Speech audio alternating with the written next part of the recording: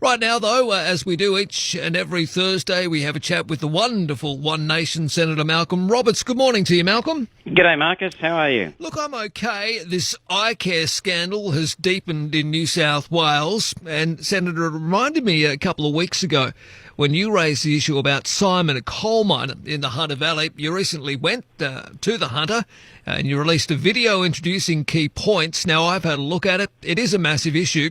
I can't tolerate abusive people. I really can't. You say the mine owner and employer are acting unlawfully, immorally and unethically. Can you tell us a little bit about Simon's story again? Sure. Simon Turner is the human face of a crisis in this nation's broken industrial relations laws.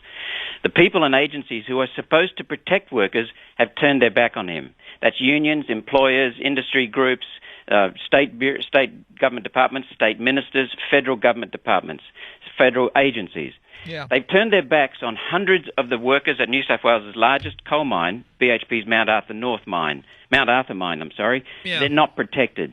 And they've turned their back on thousands of workers across Australia, including my state, Queensland, and in New South Wales, who have lost some basic entitlements that everyone has taken for granted. The people and agencies, Marcus, who are meant to be protecting workers, have enabled the exploitation and abuse of these people. The state and federal government departments, employers, industry groups, unions, safety inspectors, political parties, representatives in Parliament have all failed the workers. What happened to Simon? I mean, you say that he's been failed, and we'll get to that, but what exactly happened to him? What were his injuries? Well, Simon was driving a truck while he was employed by the Chandler McLeod labour hire firm. BHP runs the mine. They've got permanent workers there. They've also got around 400 or so what they call casuals, but they're on the permanent roster, and they've been working there for years. The truck that Simon was driving was being loaded. The coal digger operator didn't see Simon's truck because of the dusty conditions. The whole mine had been shut down, apparently, except for this one unit. Right. And the coal digger smashed his truck. The massive collision directly injured Simon, causing swollen L3, L4, and L5 discs in Simon's back, a pinched sciatic nerve, pinched cranial nerve, and a lateral tear in one of the discs. The lateral tear in his back leaks fluid into the spine, and the resulting nerve damage goes all the way down his left leg, leaving him permanently in pain. I've watched this man. It's remarkable what he puts up with. As a result, Simon's leg collapses without notice, and he deals with this ongoing post-traumatic stress disorder and depression from that day, which is 2014.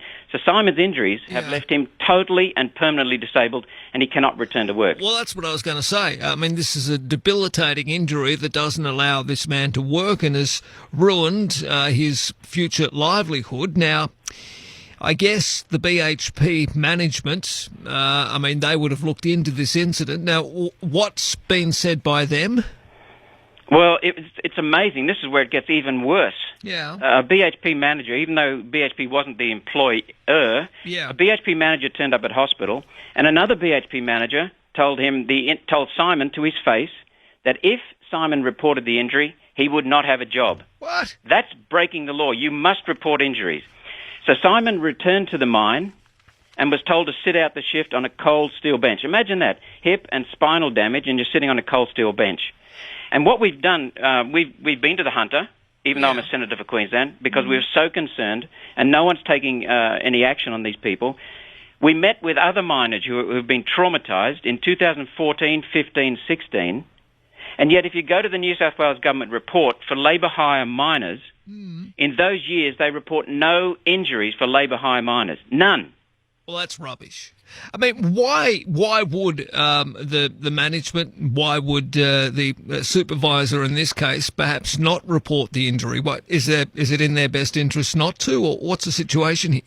Yeah, you're quite perceptive, mate. The managers at Mount Arthur had a safety bonus that encourages not reporting injuries. If they had injuries, then their safety bonus would drop. So they would cop it in their wallet. So Simon wasn't actually getting workers' compensation nor accident pay. Now, that'll shock many miners. It'll shock many workers around the country. So, desperate for cash, 6 months later, Simon tried to access his coal long service leave. They told him he'd been sacked just weeks after his injury. Simon had not even been told by his labour hire employer, Chandler McLeod, nor by BHP. Simon went on to lose his home, and he then started living in his parents' garage, sleeping in his car, and 3 times this man considered ending his life. 3 times. All right. I mean, I don't understand this, why this has been able to flourish. I mean, Chandler McLeod pay rates are apparently 40% less than permanent BHP workers on the same 12-month roster as the permanents, and they're basically doing the same kind of work, but they're doing it with no basic work entitlements like sick leave, annual leave, and look, this bloke he's not even entitled to anything, really. I mean, what are you saying about this in Senate estimates? Well, he is entitled to it, but that's just it. He's not getting any of these things. Right, I see.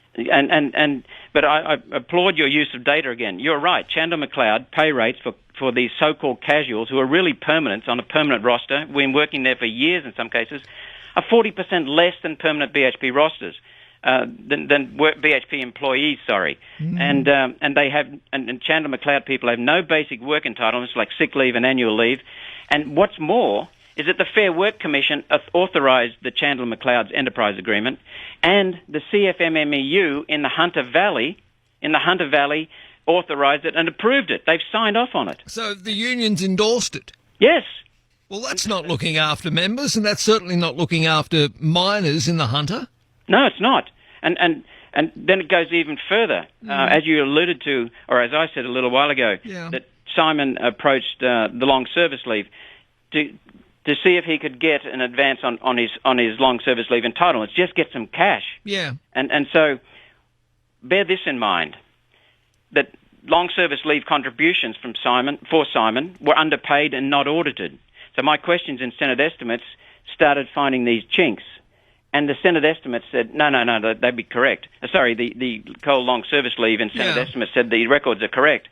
Have you audited them? No. But they've since, after my pressure was applied, they've since audited them, and they've found Simon was correct. Right. Note this, though, Marcus. Coal Long Service Leave's board has a mixture of directors from the CFMMEU and the Minerals Council, who are the mine owners. And then we have other conflicts of interest. I certainly think they're conflicts of interest. Coal Mines Insurance, the workers' compensation for the coal miners, is 50-50 owned by the New South Wales Minerals Council, the mine owners, and the CFMMEU. Auscol Super is 50-50 CFMMEU and the State Minerals Councils, the mine owners. Auscol controls the money for coal long service leave and collects money on behalf of the government, and its board is made up, as I said a minute ago, 50-50 Minerals Council and the CFMEU. But here's where it gets interesting for iCare, and I hope people in New South Wales are listening, because your iCare has been underfunded because it's paying out workers' compensation to coal miners. Because Simon's employer, Chandler McLeod, policy said they only had 22 office workers doing administrative jobs, not coal miners. They had hundreds of coal miners on a far greater wage than an admin worker and with much greater risk. Now, what that means is that Simon, because he's not covered by that policy, has been funded by basically iCare. So the mums and dads who own small businesses and even medium-sized businesses in New South Wales, if you wonder why your premiums are going up, it's because iCare money is going to these unfunded people because a multinational, Chandler McLeod, is owned by Recruit Holdings, a huge Japanese recruitment agency that works around the world. This Japanese firm, Recruit Holdings, some of its subsidiaries in Australia, have been receiving $2.4 billion in the last 4 years from federal government contracts for labour hire people in our own federal government agencies, and they are not paying for their proper workers' compensation. That's why Simon missed out. Instead, they're being paid by iCare. That's why iCare is broke. One reason why iCare is broke. All right. Look, this is very big. The Attorney-General is now proposing to review IR laws to help the recovery from COVID. It's a bit difficult to support it given what is going on with the laws being bypassed and broken anyway. Is that right? I mean, the system is broken, obviously needs to be fixed first. Completely correct. You're right onto it. Now, what we've seen is the Attorney-General wants to change the IR laws to help people recover from COVID. That means what he wants to do is condone what's happening, what I've just outlined. What we need to do is to get compliance, get these laws enforced. The system is broken. You don't change the system and bring in more breakages. You fix Yeah. the system first, ensure compliance, ensure the compliance with the law, and then let's look at fixing it. Otherwise, Marcus, people like Simon are the ones who will be paying for this abuse. It'll never be fixed. Yeah. The Attorney General has his way, and working for these large companies, it seems. It'll never be fixed, and the workers will shoulder the burden because the union has abandoned them in the Hunter Valley. The employers and the employer industry and associations have abandoned them, and the state government and federal government departments have abandoned them. We're the only ones chasing this. All right. Well, Simon obviously needs to be a priority. I mean, I'd love to see him get his lawful and certainly moral entitlements and compensation for the trauma and suffering over the last 6 or so years. And also, I mean, we need to continue, I guess, to apply pressure to bring maybe some justice on those who exploited Simon or at least enabled it, whether it's BHP, Chandler McLeod, the Hunter or New South Wales division of the CFMEU. I mean, something needs to be done, Senator.